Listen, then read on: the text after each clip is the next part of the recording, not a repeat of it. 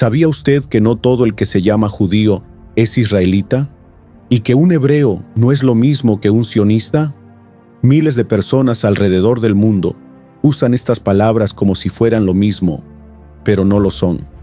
Detrás de cada uno de estos términos, hebreo, judío, israelita y sionista, se esconden historias milenarias, guerras, promesas divinas y hasta controversias que hoy sacuden al mundo moderno. Y entender la diferencia no es un simple detalle académico, es abrir los ojos a un misterio que conecta la Biblia, la historia y la profecía. El nombre hebreo nos remonta a Abraham, el hombre que cruzó al otro lado, obedeciendo a Dios. La palabra israelita nos lleva a Jacob, aquel que luchó con un ángel y recibió un nuevo nombre.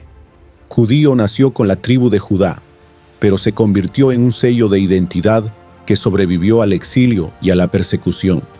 Y el término sionista no surgió en la antigüedad, sino hace poco más de un siglo, como un movimiento que transformó la política mundial y que sin saberlo, se convirtió en una pieza clave del reloj profético de Dios.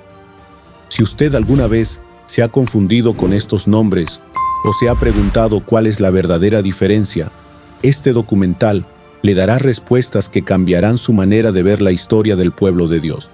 Prepárese, porque lo que descubrirá no solo aclara conceptos, sino que revela por qué Israel está en el centro de la historia humana y del plan eterno de Dios.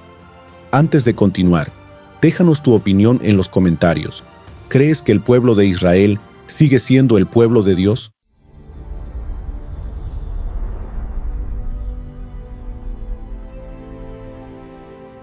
El pueblo de Israel ocupa un lugar central en la historia bíblica. Desde Abraham hasta los tiempos de Jesús, y aún en las profecías del Apocalipsis, este pueblo aparece como un actor fundamental en el plan eterno de Dios.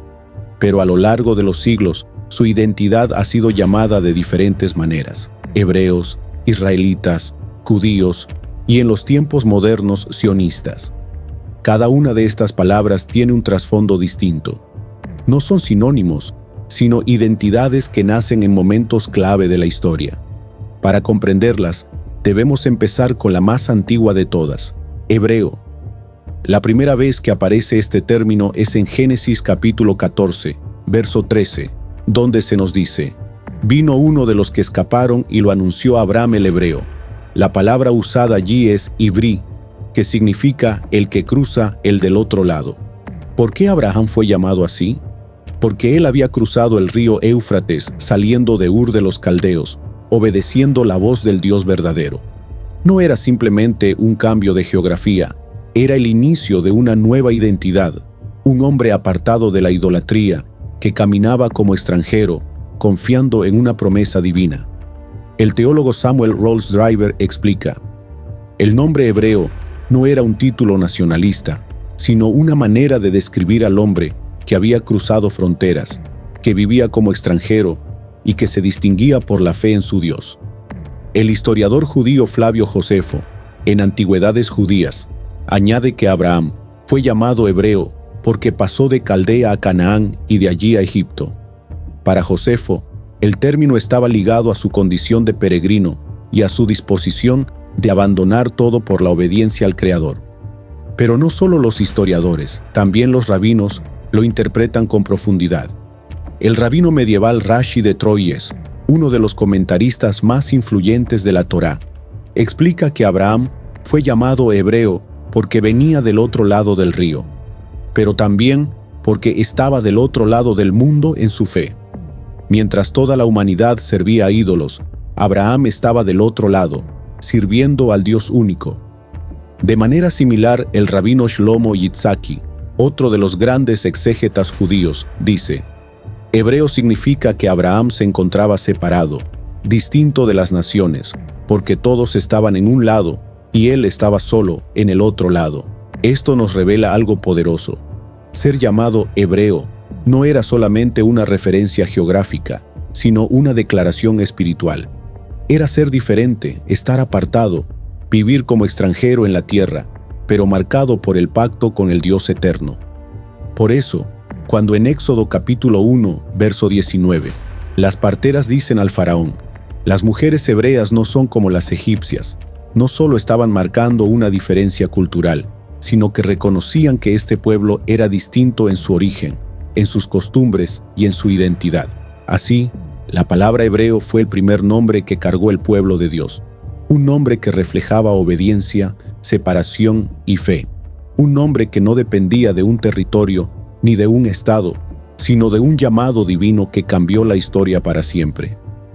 Ya vimos que el nombre hebreo describía a Abraham y a sus descendientes como los que cruzaron al otro lado. Pero Dios quería formar más que una familia. Deseaba levantar una nación, y esa nación nace con Jacob, a quien Dios le dio un nuevo nombre, Israel. En Génesis capítulo 32, verso 28, el ángel del Señor le dijo: «No se dirá más tu nombre Jacob, sino Israel, porque has luchado con Dios y con los hombres, y has vencido». Desde ese momento, Jacob se convirtió en Israel, y sus descendientes pasaron a ser llamados israelitas. El nombre Israel significa el que lucha con Dios y prevalece, o también príncipe de Dios. Este título no era político ni cultural, era espiritual y profético, un sello dado por Dios mismo. El rabino Nachmanides Rambán comenta: «El nombre Israel no pertenece solo a Jacob, sino a toda su descendencia, porque es el pueblo mismo el que prevalece bajo la bendición del Altísimo». De Jacob nacieron los 12 hijos que dieron origen a las 12 tribus de Israel: Rubén, Simeón, Leví, Judá, Dan, Neftalí, Gad, Aser, Isaacar, Zabulón, José y Benjamín. Esta identidad se manifestó con claridad en el Éxodo.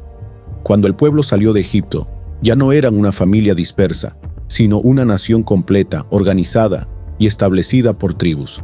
En Números capítulo 1, Dios ordenó que fueran contados y que cada tribu marchara bajo su propio estandarte, con un orden perfecto alrededor del tabernáculo. Aquí encontramos un detalle profético. El número 12 en la Biblia representa el gobierno divino y el orden perfecto de Dios. 12 tribus formaban el gobierno de Israel en el antiguo pacto.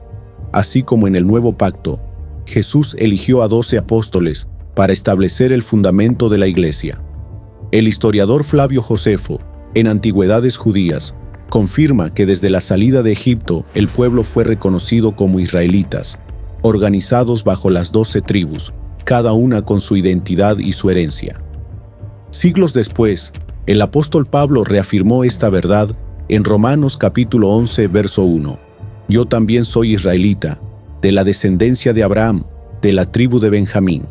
Con esto, Pablo mostraba que ser israelita no era una idea política, sino pertenecer al linaje de las 12 tribus establecidas por Dios. El rabino Sforno escribió: «Israel significa el que tiene poder con Dios, y ese poder se reflejó cuando el pueblo fue establecido en 12 tribus, porque en ese número estaba el orden del gobierno divino sobre ellos». De esta manera entendemos con claridad que ser israelita significa ser parte de las 12 tribus descendientes de Jacob, organizadas en el Éxodo bajo el gobierno perfecto de Dios. Una identidad que no nació de hombres, sino del pacto eterno del Señor con su pueblo. Ahora bien, después de haber visto que el término hebreo se aplicaba a Abraham y que israelita surgió con Jacob y sus 12 tribus, llegamos a la palabra más conocida de todas: judío. La palabra judío proviene del hebreo Yehudí, que originalmente se refería solo a los descendientes de la tribu de Judá, una de las 12 tribus de Israel. Judá fue la tribu más sobresaliente en la historia bíblica. De ella procedió la línea real de David y en su momento el Mesías prometido, Jesucristo, llamado en Apocalipsis capítulo 5, verso 5, el león de la tribu de Judá. Cuando el reino se dividió tras la muerte de Salomón, 10 tribus formaron el reino del norte, conocido como Israel, con Samaria como capital. El reino del sur quedó conformado por las tribus de Judá y Benjamín, con Jerusalén como centro, y pasó a conocerse como el reino de Judá. Desde ese momento, todos los habitantes de ese reino comenzaron a ser llamados judíos. El rabino Rashi explica que el término Yehudí se expandió porque la tribu de Judá absorbió a las demás del sur, y representaba la identidad más fuerte y visible del pueblo. Más tarde, durante la cautividad en Babilonia, en el siglo VI a.C., el término tomó aún mayor fuerza. Los que fueron llevados cautivos por Nabucodonosor eran llamados judíos, y cuando regresaron bajo el edicto de Ciro, el nombre se había consolidado como el título principal de todo el pueblo. Ya no importaba tanto la tribu de origen, todos eran reconocidos como judíos. El historiador judío Flavio Josefo, en Antigüedades Judías, confirma este cambio. Después del exilio, el pueblo entero fue conocido como judío, porque todos pertenecían al reino de Judá, y su identidad se unificó bajo ese título. Incluso en los libros de Esdras y Nehemías, que narran el retorno del exilio, la palabra más usada para describirlos es judíos, no israelitas. Esto muestra que la experiencia del exilio marcó una nueva identidad colectiva. En el Nuevo Testamento este es el término dominante. Jesús fue proclamado por los magos como el Rey de los judíos, y en la cruz, Pilato escribió el famoso letrero: Jesús Nazareno, Rey de los judíos. El apóstol Pablo, en Hechos capítulo 22, verso 3, dijo con firmeza: Yo de cierto soy judío, nacido en Tarso de Cilicia, pero criado en esta ciudad, instruido a los pies de Gamaliel. Pablo se identifica como judío, aunque era de la tribu de Benjamín. Esto confirma que para ese tiempo, judío ya era un título nacional, no tribal. El rabino Maimónides en su Mishneh Torah declara: todo aquel que se une a la comunidad de Israel y permanece fiel al pacto es llamado judío, porque tras el exilio, ese fue el nombre que abarcó a toda la nación, sin distinción de tribu. Es importante destacar que la palabra judío también adquirió una connotación espiritual. El término Yehudí está relacionado con Yadá, que significa alabanza. De hecho, Judá fue llamado así porque Lea, al darle a luz, dijo en Génesis capítulo 29, verso 35, «Esta vez alabaré a Jehová». Así que, en su raíz más profunda, judío significa el que alaba a Dios. Esto es muy significativo. Mientras que hebreo habla del origen, e israelita señala la pertenencia a las 12 tribus bajo el gobierno divino, judío llegó a ser el nombre que identificó a todo el pueblo, especialmente después del exilio, y su esencia más profunda es ser un pueblo que vive para alabar al Dios verdadero. Por eso, cuando escuchamos la palabra judío, debemos recordar que no nació de un plan político ni de una simple tradición cultural. Es un nombre que refleja historia, fe, identidad y promesa. Es el título que sobrevivió a Babilonia, al Imperio Persa, a Grecia y a Roma, y que hasta el día de hoy sigue marcando al pueblo escogido de Dios. Después de haber comprendido que hebreo señala el origen con Abraham, israelita identifica a los descendientes de Jacob y sus 12 tribus, y judío se convirtió en el nombre más usado después del exilio en Babilonia. Debemos ahora explicar un término mucho más reciente: sionista. El sionismo no aparece en la Biblia como palabra, pero su raíz sí está en las Escrituras. Sión es uno de los nombres poéticos de Jerusalén, la ciudad santa de Dios. En los Salmos capítulo 87, Jehová ama las puertas de Sión más que todas las moradas de Jacob. Para los profetas, Sión era el lugar donde Dios habitaría con su pueblo, y desde donde saldría la ley y la palabra del Señor. Leamos Isaías capítulo 2, verso 3. Y vendrán muchos pueblos y dirán: venid, y subamos al monte de Jehová, a la casa del Dios de Jacob, y nos enseñará sus caminos y caminaremos por sus sendas, porque de Sión saldrá la ley, y de Jerusalén la palabra de Jehová. El término sionista surge en el siglo XIX, con un movimiento político y religioso que buscaba el regreso del pueblo judío a la tierra de Israel, después de siglos de diáspora. El fundador de este movimiento fue Theodor Herzl, considerado el padre del sionismo moderno. En 1897 organizó el primer congreso sionista en Basilea, Suiza, y declaró con firmeza: en Basilea fundé el Estado judío, tal vez no mañana ni pasado, pero en 50 años todos lo verán. Exactamente 50 años después, en 1947, la ONU votó a favor de la creación del Estado de Israel. El rabino Abraham Isaac Kook, primer rabino principal del mandato británico de Palestina, veía el sionismo como un cumplimiento del plan divino, escribiendo: «El sionismo no es un accidente político, es la obra del Espíritu de Dios que guía al pueblo hacia la redención final». Otros rabinos, sin embargo, fueron más cautos. Algunos grupos ultraortodoxos rechazaban el sionismo, argumentando que el regreso a la tierra debía ocurrir solo cuando viniera el Mesías. Pero la mayoría de los judíos vieron en el sionismo la oportunidad de cumplir el anhelo de siglos, el próximo año en Jerusalén. El historiador Paul Johnson, en su obra Historia de los Judíos, afirma que el sionismo fue el movimiento nacional más exitoso del siglo XX, porque logró unir a un pueblo disperso en torno a un objetivo común: reconstruir su hogar ancestral. El 14 de mayo de 1948, David Ben-Gurión proclamó oficialmente el nacimiento del Estado de Israel, cumpliendo la visión de Herzl y, más importante aún, cumpliendo profecías bíblicas como Ezequiel 37. «Huesos secos, oíd palabra de Jehová. Pondré espíritu en vosotros y viviréis, y os haré volver a vuestra tierra». Hoy en día, el término sionista se refiere a todo aquel que apoya la existencia y la defensa del Estado de Israel. No todos los judíos son sionistas y no todos los sionistas son religiosos. El sionismo es, en esencia, un movimiento político que permitió el renacimiento moderno de Israel. Pero detrás de lo político late un trasfondo profético que los cristianos no podemos ignorar. En resumen, cada nombre nos cuenta una parte de la historia del pueblo de Dios. Hebreo habla del origen con Abraham, el hombre que obedeció y cruzó al otro lado.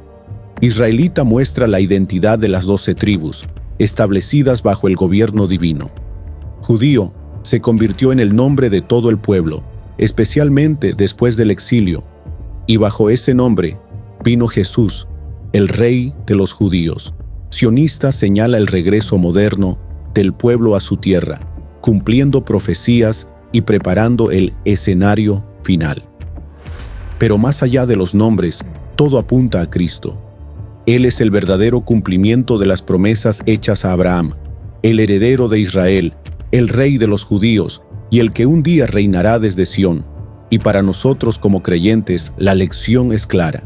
Así como Israel fue llamado, escogido y restaurado, también nosotros hemos sido llamados por gracia, injertados en el olivo de la fe, y debemos vivir preparados para el regreso glorioso de nuestro Señor Jesús. Así, llegamos al final de este video. Esperamos que haya